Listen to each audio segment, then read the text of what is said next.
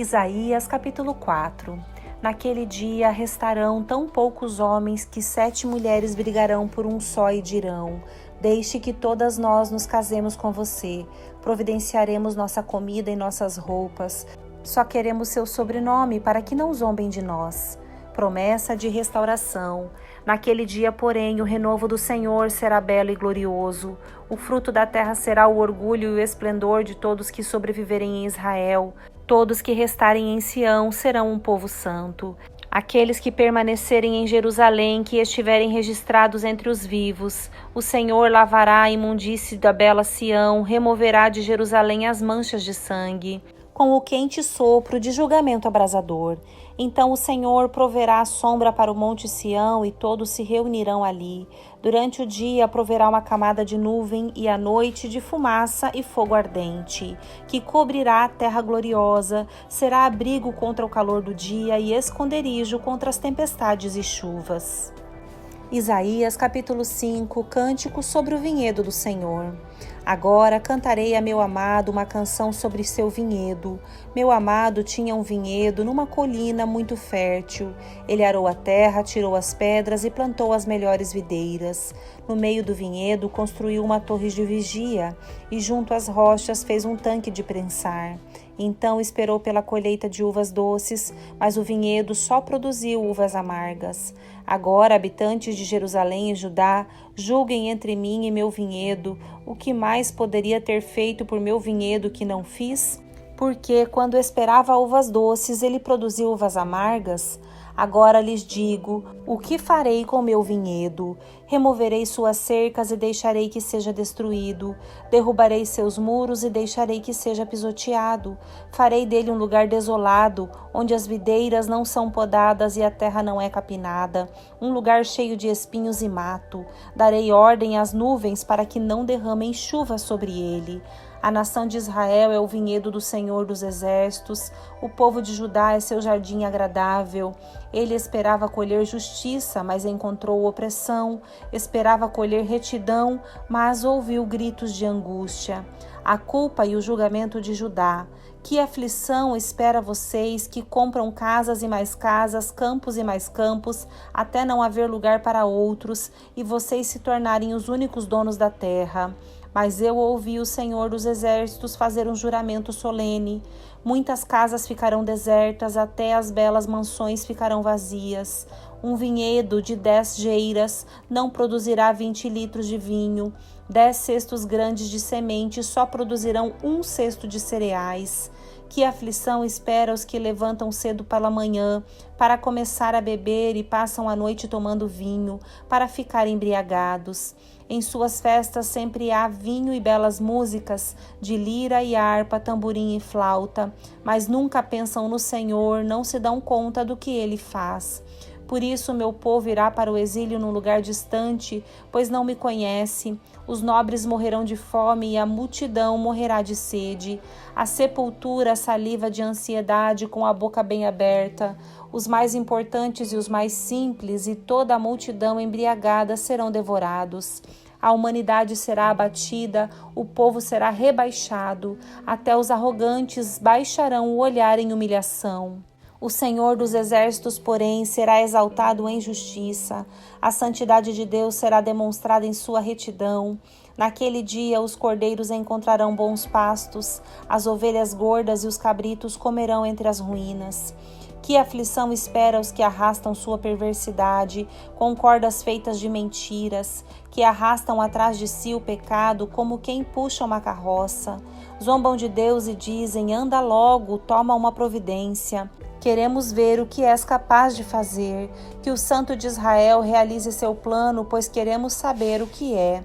Que aflição espera os que chamam o mal de bem e o bem de mal, a escuridão de luz e a luz de escuridão, o amargo de doce e o doce de amargo. Que aflição espera os que são sábios aos próprios olhos e pensam ter entendimento. Que aflição espera os que são heróis em tomar vinho e se gabam de quanta bebida conseguem ingerir. Aceitam subornos para deixar o perverso em liberdade e negam justiça ao inocente. Portanto, assim como o fogo consome a palha e o capim seco se desfaz com a chama, suas raízes apodrecerão e suas flores murcharão, pois rejeitaram a lei do Senhor dos Exércitos e desprezaram a palavra do Santo de Israel. Por isso a ira do Senhor se acende contra seu povo, por isso ele levantou sua mão para esmagá-los. Os montes estremecem e os cadáveres do povo estão espalhados pelas ruas como lixo. Mesmo assim, a ira do Senhor não se satisfará, sua mão ainda está levantada para castigar. Ele enviará um sinal às nações distantes, assobiará para os que estão nos confins da terra. Eles virão correndo, não se cansarão nem tropeçarão, ninguém descansará nem dormirá, nenhum cinto estará solto, nenhuma correia de sandália se arrebentará. Suas flechas estarão afiadas, seus arcos prontos para a batalha. Os cascos de seus cavalos soltarão faíscas, as rodas de seus carros girarão como um turbilhão, rugirão como leões, como os leões mais fortes. Rosnarão e se lançarão sobre suas vítimas e as levarão embora. Ninguém poderá livrá-las. Naquele dia rugirão sobre suas vítimas como ruge o mar. Se alguém olhar por toda a terra, só verá trevas e aflição, até a luz será obscurecida pelas nuvens. Isaías capítulo 6. A purificação e o chamado de Isaías. No ano em que o rei Uzias morreu, eu vi o Senhor. Ele estava sentado em um trono alto e a borda de seu manto enchia o templo. Acima dele havia serafins, cada um com 6 asas. Com 2 asas cobriam o rosto, com 2 cobriam os pés e com 2 voavam. Diziam em alta voz uns aos outros: Santo, Santo, Santo é o Senhor dos exércitos. Toda a terra está cheia de sua glória. Suas vozes sacudiam o templo até os alicerces, e todo o edifício estava cheio de fumaça. Então eu disse: estou perdido, é o meu fim, pois sou um homem de lábios impuros e vivo no meio de pessoas de lábios impuros. Meus olhos, porém, viram o Rei, o Senhor dos exércitos. Então um dos serafins voou em minha direção, trazendo uma brasa ardente que ele havia tirado do altar com uma tenaz. Tocou meus lábios com a brasa e disse: Veja, esta brasa tocou seus lábios. Sua culpa foi removida e seus pecados foram perdoados. Então ouvi o Senhor perguntar: Quem enviarei como mensageiro a este povo? Quem irá por nós? E eu respondi: Aqui estou, envia-me. Ele disse: Vá e diga a este povo: Ouçam com atenção, mas não entendam. Observem bem, mas não aprendam. Endureça o coração deste povo, tape os ouvidos e feche os olhos deles. Assim não verão com os olhos, nem ouvirão com os ouvidos, não entenderão com o coração, nem se voltarão para mim, a fim de serem curados. Então eu disse: Senhor, até quando isso vai durar? E ele respondeu: Até que as cidades fiquem vazias e as casas abandonadas, e toda a terra seja devastada, até que o Senhor tenha mandado todos embora e toda a terra de Israel esteja deserta. Se ainda sobreviver uma 10ª parte, um remanescente, ela será invadida outra vez e queimada.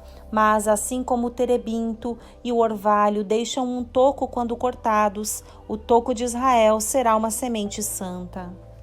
Isaías capítulo 7. Mensagem para Acás. Quando Acás, filho de Jotão e neto de Uzias, era rei de Judá, Rezim, rei da Assíria, e Peca, filho de Remalias, rei de Israel, saíram para atacar Jerusalém. Contudo, não conseguiram executar seu plano.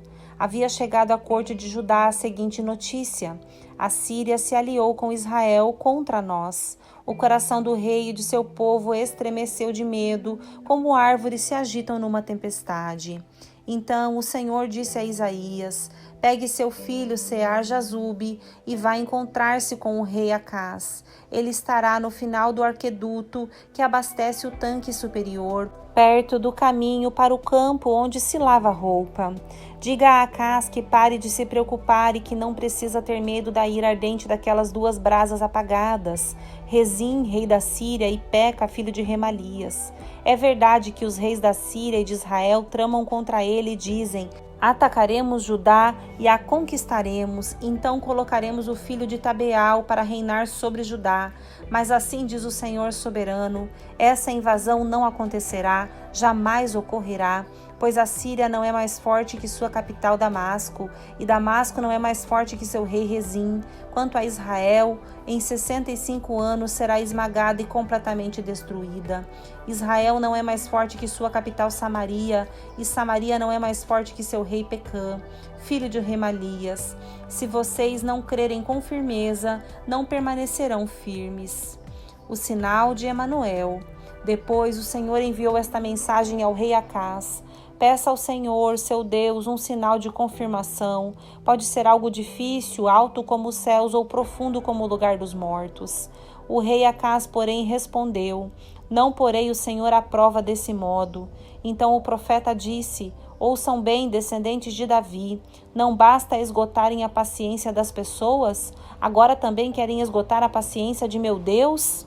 Por isso, o Senhor mesmo lhes dará um sinal. Vejam, a virgem ficará grávida, ela dará à luz a um filho e o chamará de Emanuel.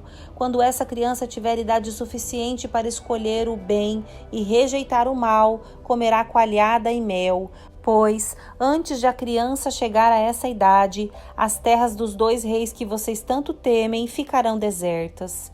Então o Senhor trará sobre vocês, sua nação e sua família, coisas como nunca houve desde que Israel se separou de Judá. Trará contra vocês o rei da Síria. Naquele dia o Senhor assobiará para chamar o exército do sul do Egito e o exército da Síria, e eles o cercarão como enxames de moscas e abelhas. Virão em grandes multidões e ocuparão as regiões férteis e também os vales desolados, as cavernas e os lugares tomados de espinhos. Naquele dia o Senhor alugará uma navalha que virá de além do rio Eufrates, o rei da Assíria, e a usará para raspar tudo, sua terra, suas plantações e seu povo. Naquele dia, o camponês terá sorte se lhe sobrarem 1 vaca e 2 ovelhas. Ainda assim haverá leite suficiente para todos, pois restarão poucas pessoas na terra. Comerão coalhada e mel até ficarem satisfeitos. Naquele dia, os vinhedos prósperos que hoje valem 1000 peças de prata se tornarão terrenos cheios de espinhos e mato. Toda a terra ficará coberta de espinhos e mato, e será uma região de caça, cheia de animais selvagens. Ninguém irá às encostas férteis das colinas, onde antes cresciam jardins, pois estarão tomadas de espinhos e mato. Ali, bois e ovelhas pastarão.